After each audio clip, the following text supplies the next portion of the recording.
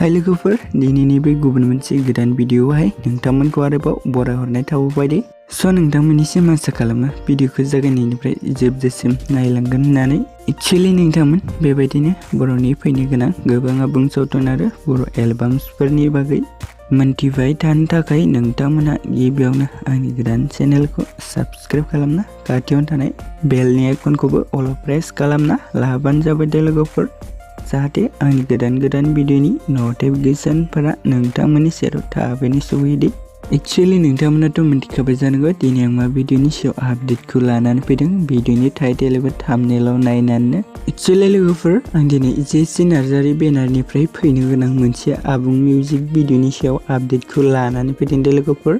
स' लोगोफोर, बे फैनो गोनां आबुं मिउजिक भिडिअनि टाइटेलानो जाहैबाय दाहना रुवाति दे लोगोफोर। एक्चुअली लोगोफोर, जों बे मिउजिक भिडिअ गुबैयै फाव खालामनायखौ नुनो मोनगोन बर'निनो मुंदांखा जाखांफुनाय सिंगार बिथां जेसि नार्जारी आरो फैसालि गयारि दे लोगोफोर। बिथांमोनजों लोगोसे जों बेयाव गोबां फाव खालामनायखौबो नुनो मोनबावगोन दे लोगोफोर। एक्चुअली लोगोफोर, बे मिउजिक भिडिअनि मेथाइखौबो बिथां जेसि नार्जारीयानो रोजाबदों दे लोगोफोर। स' लोगोफोर, बिदिब्ला जों बे मिउजिक भिडिअखौ नायनो नेनानै थालायसै दे लोगोफोर। एक्चुअली लोगोफोर, मिउजिक भिडिअआ रिलिज जायोबा नोंथांमोननिसिम गुबुन मोनसे भिडिअजों आपडेट होना होबावगोन दे लोगोफोर। स' लोगोफोर, बिदिब्ला दिनैनि सुंद' आपडेटआ बेखिनियानोमोन दे लोगोफोर।